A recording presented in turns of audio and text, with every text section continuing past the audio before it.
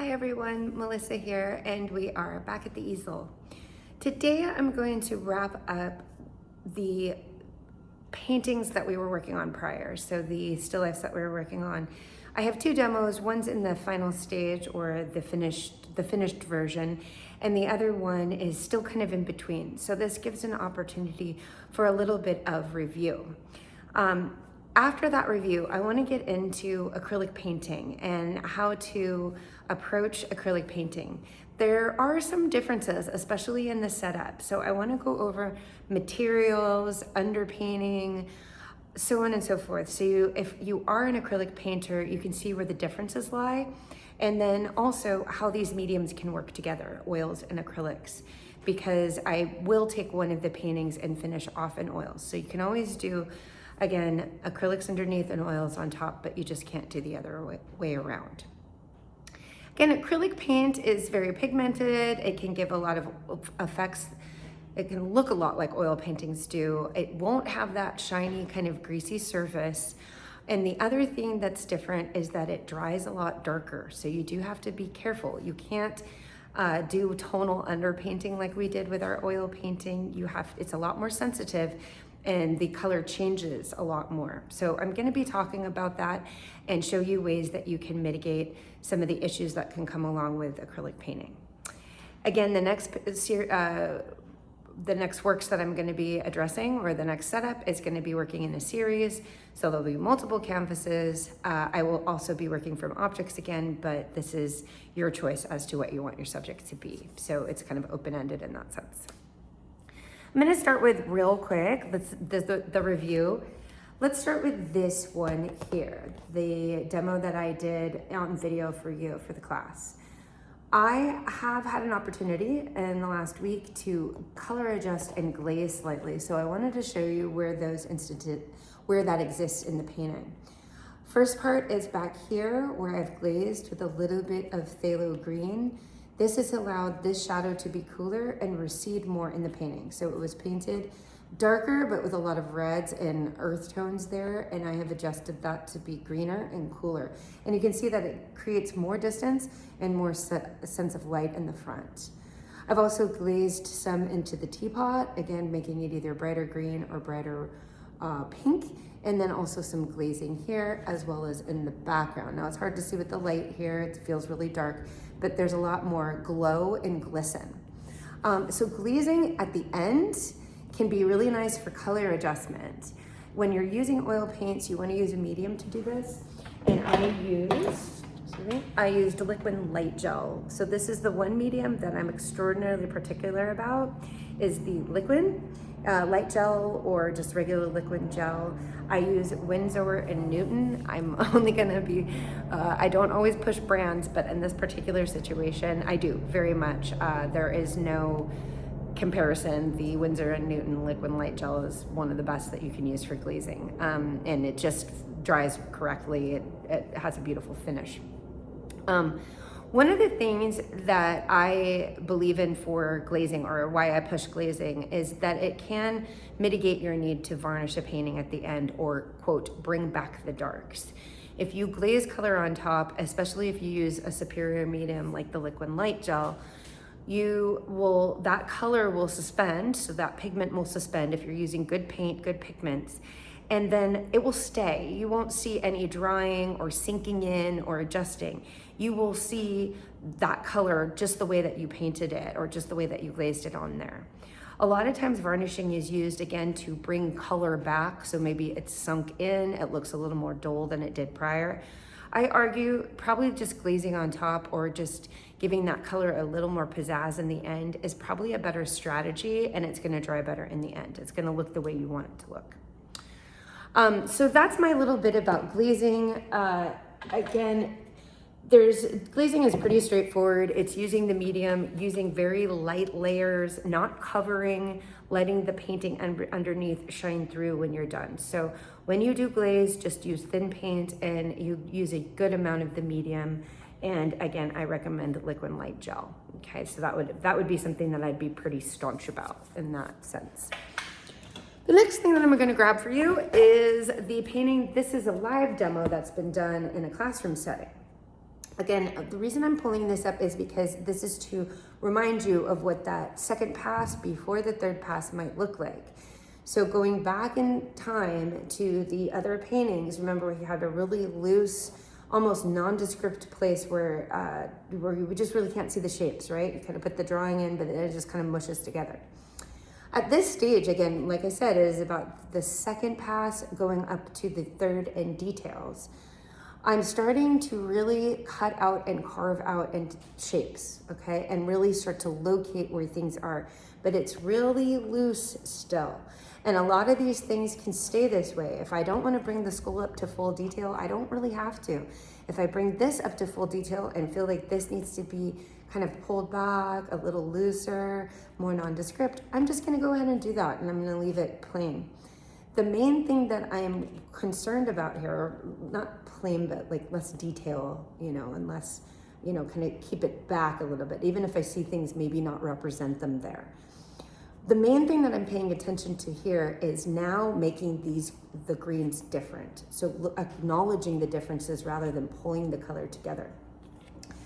When one of you asked about what I meant by grouping a color back together, well, say I had brought this all up, so I brought all the details into the ferns, but then just didn't really like, maybe there was too much color, there was too much difference, it was too busy.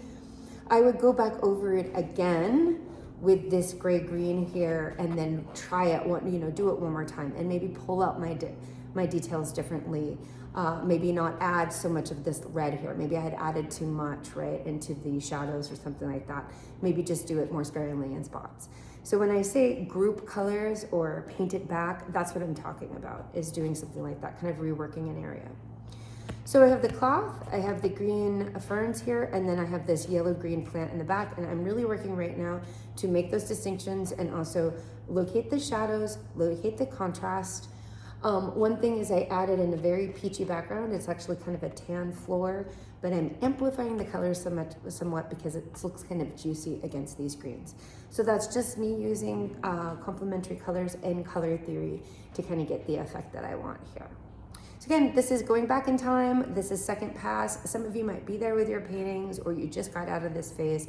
So treat this as kind of a review and something to look at there. Okay. So that concludes the setup and the oil review. I am going to now get off the camera, and I'm going to turn the camera around and walk you through the acrylic setup, some of the supplies that you need. I'm then going to go into objects and materials and how I'm thinking about those, or I guess a subject. And the last thing that I'm going to do is a little bit of sketching. So you're going to want some paper and some charcoal. And then the underpainting, so the setup for so this video will also hold round one, or the setup, the underpainting first pass for the next series. Okay, so again, we'll have all of that in here. So we have a little review. We're gonna move on to acrylic painting supplies. So this will be an acrylic focus, when then subject, or how to think about subject, and then first pass. Okay, see you in a moment. So now I'm gonna start the supply tour. First off, let's start with the canvases that I'm going to be using for this series. When I'm working in a series, so let's say there's 2 to 3 paintings that are gonna go together, I tend to like smaller, and I'm attracted to squares, partially because I can have that gridding option. So side by side, kind of in, you can do it in a square, 1, 2, 3, 4, something along those lines. But I like that contemporary approach, and I like that it can turn into a grid. So I opt for squares. Acrylics, one of the nice things about them is they are water soluble. So the cleanup and the medium, you can use water as a medium a lot. It's a little less toxic and does make the acrylic painting sometimes it's desirable over oils because of the fact that the toxicity level is a little lower. Mediums. Here, these are, acrylic paint has a range of mediums and actually adapts to mediums a lot better than oil paint does. You always want to have matte medium on hand. I don't have an example of that here, but I do have gloss medium that gives it a little bit more of a shine. Stop falling over.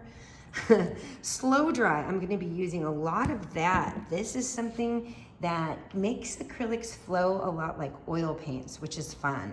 That's sometimes the complaint with acrylic paints, that they're so fast drying, you want to work into them a little bit more. Well, the slow dry will solve that problem for you.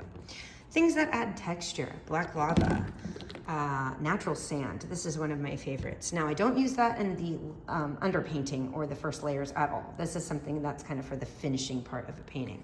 If you're interested in that, say something in the comments and I can add some natural sand to this particular painting just to show you what that looks like. These are also heavy gels. So a heavy gel is going to give you this texture build up on the surface of the canvas. Again, something that acrylics do really well that's a little more challenging and difficult to do with oils.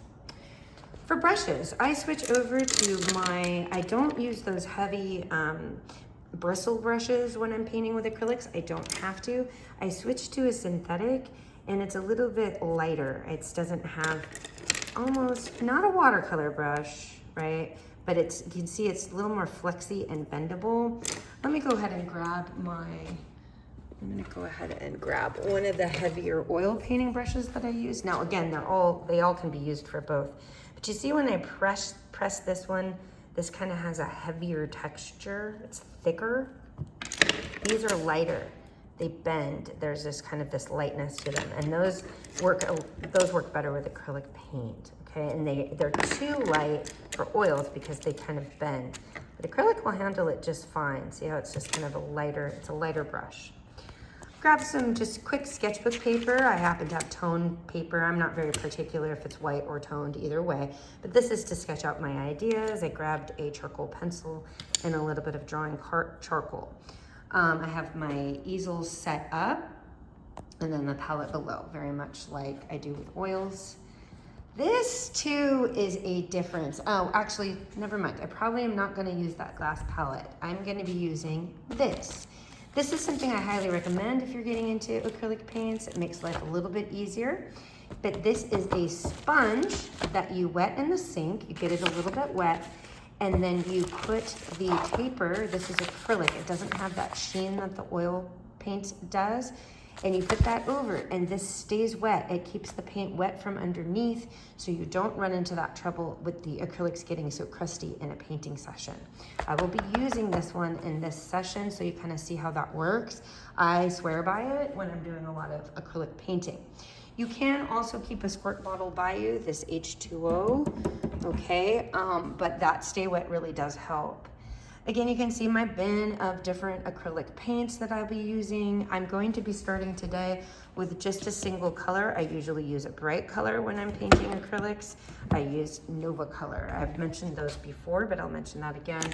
Really beautiful, very creamy paint, nice pigment. I have golden acrylics. I do like those. That is a preferred brand.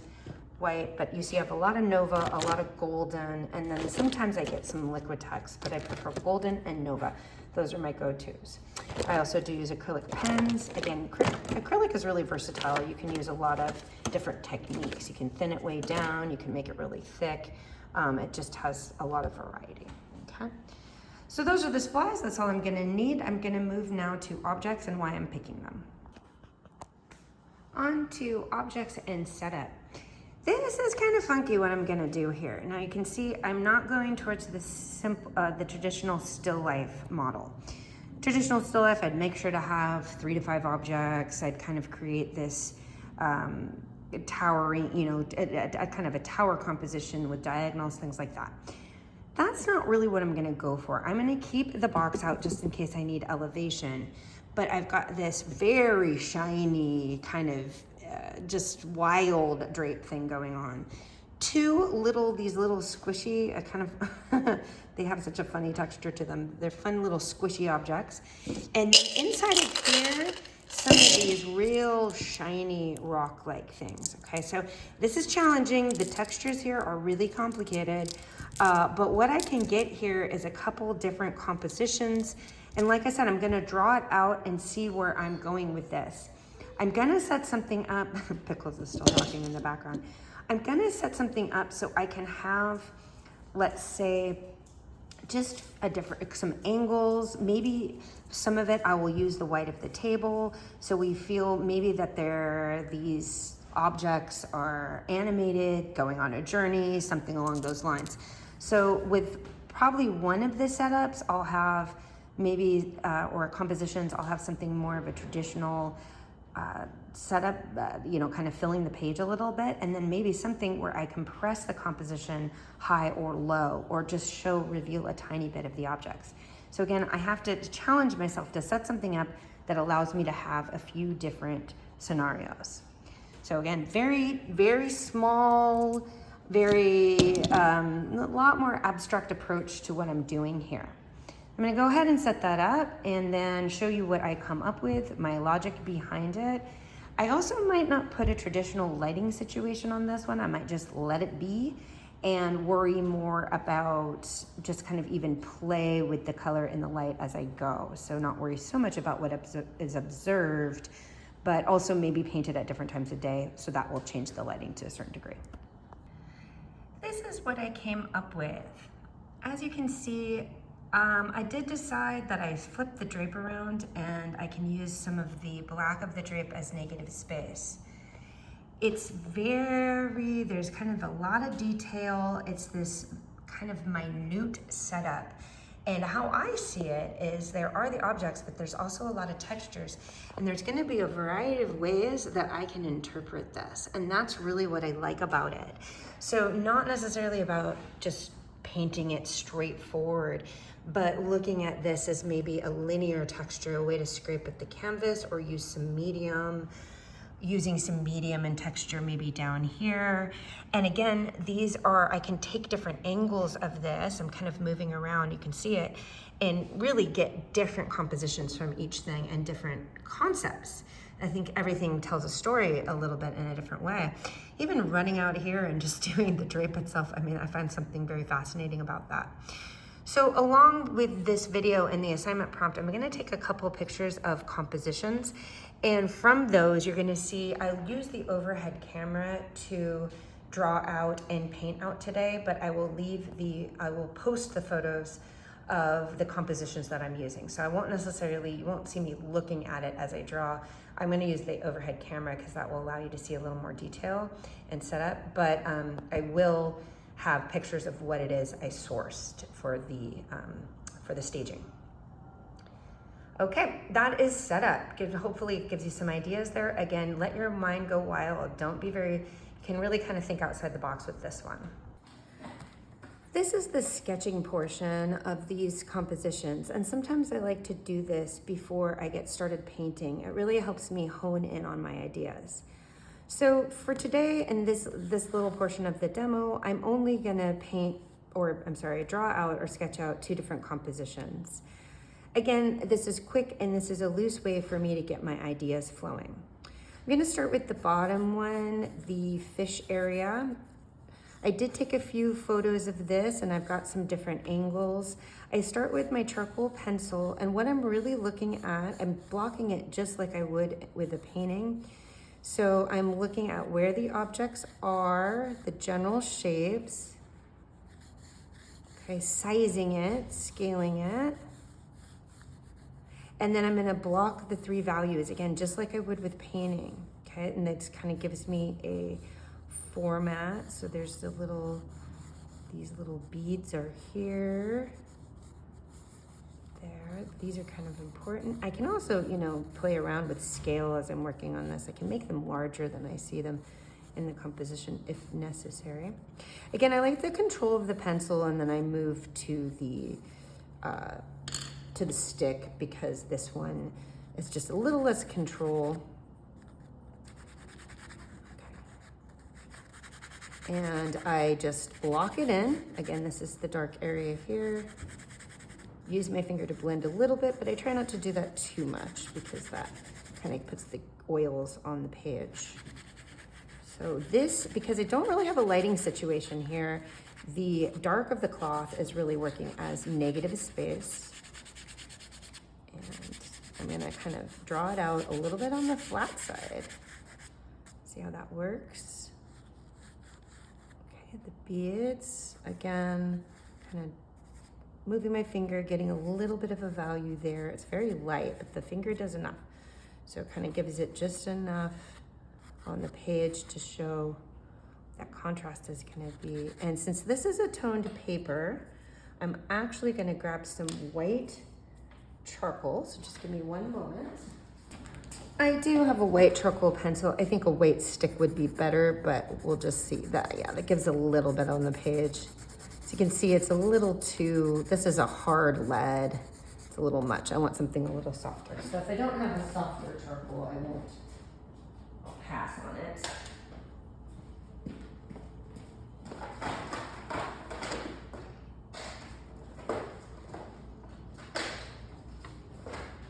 Here we go. So this is that's nice. Okay. And so this way, there we go. I really do get the true look and contrast that's gonna happen here. Kind of nice. It gets this feeling of maybe a seabed, that sort of thing. So this is where kind of objects transcend the setup. This is why I was doing something a little out of the ordinary, because I'm using it more I'm letting my mind wander as to where this might go, not being so tied. The objects are more of a prompt than anything else. This here, again, is a middle value, so I'm just gonna leave the tone of the page. That's all that's really needed. Okay, I don't really need to put anything in it. Kind of get that lower part of the fish. There's a little eye. Kind of a cartoonish look to it. I may or may not use that in my final composition. We'll see. Okay. Plastic eraser is what can help you kind of carve back in. You can kind of rip charcoal apart that way. Okay, so that's drawing wood. I'm gonna kind of rip that out, put that to the side. That's all I really need. There's one, put that there. The second one, why don't I work on I'm gonna do the, kind of, it's like a dinosaur looking thing. The other little creature. I'm thinking rule of thirds here. Let's put the little grid on. Maybe I'll have it, I don't want it too centered, so I think the creature will go here, kind of. Little nose there.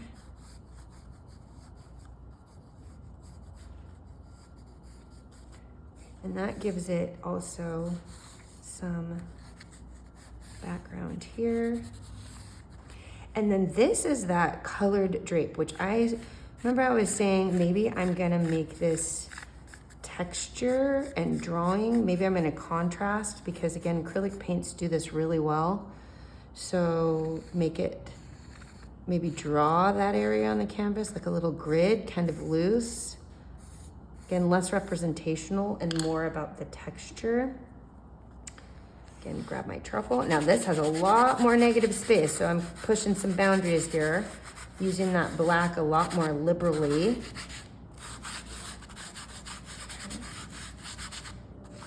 And this is a bit of an edgier composition that I'm coming across here. So a lot of negative space, and then a lot of negative space, and then, kind of, again, we'll get that into here. Again, I'll post some photos of this, so you can look at me draw here, and you can even pull up the photos in a different frame and kind of look out what I had, what the photos were and where I kind of went with that, if you want the reference point. If you just want to see what I'm drawing out, that's fine too, because in the end, that's all that's really gonna matter. Okay. There we go. That's probably enough for that too. Like I said, I'm gonna be playing around with this just being texture. And now I'm kind of going into some of the squares and maybe adding some white highlight, because that's how that's gonna work. Maybe an abstract piece. I'm kind of playing around with the narrative here. And there might be a third in this series. I mean, these are kind of cute. I kind of like the feeling of these two together. It's almost like this was on a journey to find this one. Getting that feeling right now. but I like this. These two drawings are where I'm really gonna stop here for now, and just kind of use this as my jumping off point. You can see how much time I spent on that. That's just a real quick sketch. I'm not too worried about details. I'm just laying out composition. If I didn't get anything I'd like from here, I would just keep going, and I would keep going until I found something that I can really work with. I'm still gonna go back and work from the original objects when I paint out the underpainting, but I'm gonna keep these to the side to get an idea of where I was going with this and what my ideas were. For example, like the linear texture underneath, so on and so forth. So I want this as a reference because this shows a lot of my raw decision making and my ideas. It's more of an idea map than maybe the painting will have in the first passes. So I will keep those to the side. So this portion will also be shot in the overhead camera angle, and I want to show you the setup. Again, the source is not as important since I'm not going directly from the imagery at this point. Kind of doing a combination of the imagery, my drawings, so it's just really a jumping off point, the objects are. It's more important where I'm going with this on the canvas. Again, I'm using acrylic technique, so this setup's going to be a little bit different, and I want to show you how that works. I have my two canvases because I'm going to set up both compositions at the same time for these particular works. I have that Stay Wet palette going over here. The sponge is wet and the paper is on top. You don't want to get it super saturated, but just wet enough so that this paint will stay pliable. I'm using the slow drying medium at this stage of the game, and mainly water, so a combination of both. When you use slow dry at the beginning, I only use a tiny bit, okay? And this is just so that I can work this canvas. So I'm gonna be using the paint to draw just a single color, but kind of wiping away as I'm refining my drawing, a lot like what I did with the charcoal. The technique is very similar. I usually like soft rags for this. I only unfortunately have paper towel right now. Just an FYI, Viva paper towel works really well for a lot of this. But again, either way, it's just kind of a mapping out. Again, just the regular paper towel isn't my favorite, kind of makes a bit of a mess, but it's fine for today. Range of brushes, and I'm going to be using kind of these smaller ones. You'll see just something, I don't need something not big really at this point, this juncture. This one's a little wobbly, so I'm not going to use that. Maybe some of this. I do like these are filberts. I like the shape of those, especially when I'm drawing something out. So that's what's happening here. I'm going to kind of switch. I'll start one on the slow speed, and then I'll switch to the time lapse for the other one because we kind of know where I'm going with this. And again, just for this particular video, I'm only going for the first pass laying out the composition. And in the end, just kind of turn this around, talk about it a little bit for you, and we will be on our way for this underpainting acrylic portion and also working in a series. Okay, so let's get started. When I'm working with the acrylic underpainting, it is just single color. So you can see I'm single color, but I don't want to saturate it too much. Such a bright color, you might be wondering.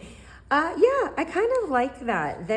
I'm going to tell you, I've been working with acrylics paints for a while, and I'll be honest, again, I'm going to kind of pull out my drawing. I like to pull out my drawing because my composition was good. I followed my rule of thirds there, and I don't want to go off of it.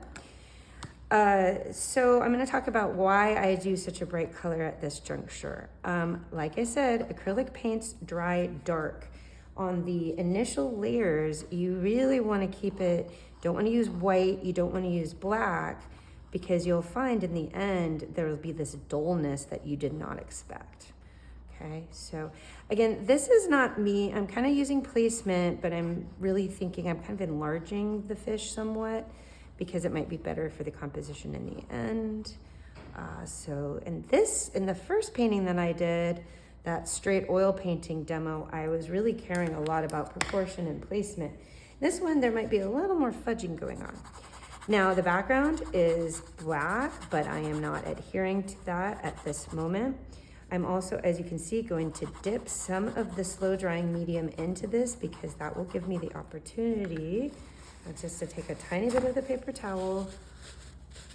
This will give me an opportunity to blend and keep my edges. See, that's the key right there. I hope you can see that. I'm gonna pull this up to the camera, but I'm not getting that high.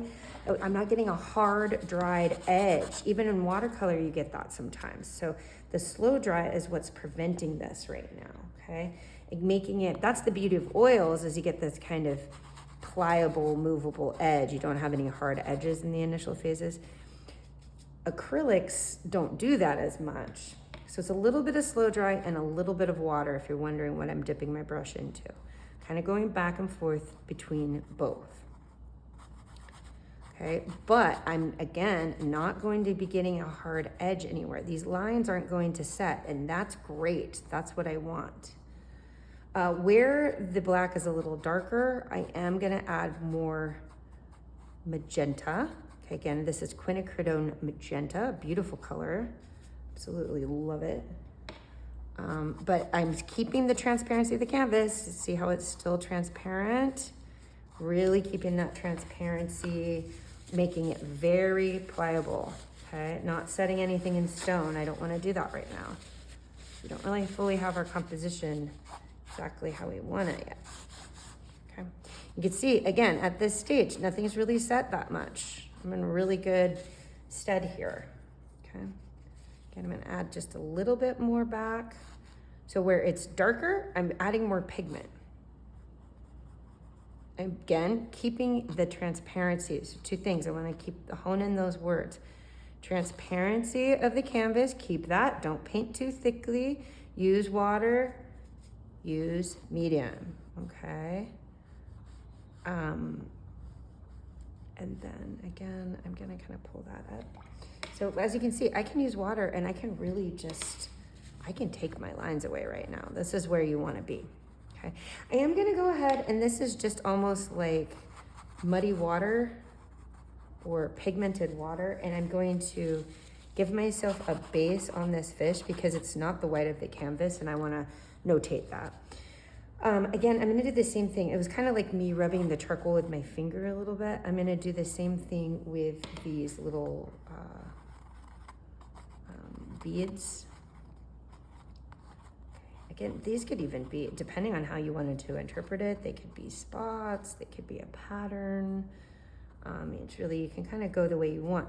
I'm using the Rowan Cathedral as a reference for this project. You know, you can see he kind of adhered to the shape and the facade of the cathedral, but there was a lot of adjustments being made. And again, kind of based on light and observation. So if something fell away, he didn't really worry about that because it wasn't important for the composition that day. If there was a detail that went missing, that was fine. So the facade did not always look the same. Miranda, like I told you with these, you know, in the still life portion of this, many of his still lifes are invented. He just remembers what the bottles that he uses look like, and then he kind of invents a composition. I'm not gonna worry about the eye yet. I'm just gonna kind of go with the shape of the fish. And there are some things there that I do have to adjust as far as the nose of the fish goes, but I have room for that, you know. Again, if I'm not sure about the placement or exactly how I want the drawing, I kind of leave it open. Don't commit too much to anything, and then I go in later, okay, and really make adjustments. But it's better to kind of keep it loose and have a guesstimation of the space than overdraw and have to get rid of it, okay? Again, a little darker here. I wanna notate that. I do wanna have some, you know, kind of realistic change of values. Again, this is you can see this changed from my drawing to this. It's different because this is a square and my drawing is not, okay? Might be a good or bad thing. I don't know. We're gonna see, but the composition did change. That's gonna change my other one too because the negative space was going off this direction and it's gonna shorten it. So we'll see. Kind of, like I said, it's kind of a journey with this one. We're gonna see. It's gonna go a couple directions. And then there is a little bit of a shadow here. Now I'm just using water at this point. The slow dry is kind of out. And I'm gonna go ahead and kind of put that in. Okay. I guess I won't time lapse it. I'm just gonna kind of paint at this pace for both of these. Okay, let's move to, no need to, because they're kind of a short sketch. So move my drawing, this drawing out of the way. I'm gonna pull this one forward. Okay, so this is the fishy, and then we have it's like a rhino type thing. Again, the reason I'm drawing around is because I do kind of want to adhere to the placement. I've already done the rule of thirds with the drawing, so I want to kind of keep it going here. Again, something's going to change because this is square and that was rectangle. If I was going to be real on my game or super precise, I would have drawn in squares too, but I didn't. If you want to be super technical about it, that is something you want to consider, but it's also okay if you don't. You can adjust, you know. But if you need that composition to be exactly as you saw it, then you do have to make sure that the format is correct in your drawing. Again, in my drawing, the top of the rhino is up here, so I want to stick with that. Again, I either want to take it past the middle. I don't want it for any reason to just really divide. So if anything, I'm gonna draw this was kind of at center or a little behind. I'm gonna draw this particular one is gonna go out more, okay? So I'm gonna go, if this is center, I don't know if this makes sense, but if that's center, I'm gonna take the object out more so I'm not ruining my rule of thirds. I'm gonna pull this back a little bit. Sorry about that. In the middle there. There we go. Okay, and take it up here. Again, I'm really placing. I'm not drawing the whole thing because I don't want to make a nice drawing and not like the placement. That's why I hold back on that. Again, there's the negative space coming through for the drape. And this is going to change so the patterned part is a little smaller on this particular composition. Okay, it's going to go there, and it's really more about this negative space. So this one too does have a lot of negative space. And you can see here, the way that this drape goes off the edge is nicer. I'm cornering it here. That's not as nice. So I either want to take it down here compositionally or up here. I'm going to take it down because I don't have enough of it. And I do kind of like it colliding this way, okay? So again, this is where I take liberties. The one other thing is, so you can see in the series, the level of the two objects is kind of the same. It might be more interesting if this was lower. It's my only criticism there, but maybe if I do a third, that is something that I consider, that the object itself might sit lower on the page. That's definitely something to think about. Right now, it's almost like they're relating to each other in a dialogue here, so maybe I'll just go with it. But if I was having a third over here, I need to take the focal point to the lower quadrant, because again, that's gonna be more interesting in the end. Okay, Pickles is like, stop painting, pay attention to me. That's my studio dog doing studio dog stuff, right? Doesn't get excited as painting as I do. Again, I'm using a little bit of the slow dry. Okay, shush Pickles, let me paint. I'm using a little bit of the slow dry, and I'm using some water, and this allows me to, kind of move it around and not get hard edges here at this early stage, okay?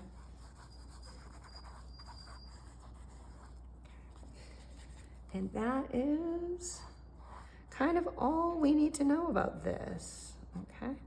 Again, with the dark areas this blended in really nicely. Where the dark areas, that's still a black drape. I'm still kind of dealing with this the same. And I'll just kind of touch into that, see if there's things I need to do there. I'm going to, like I did before, give this a tiny bit of a value. Again, a wash.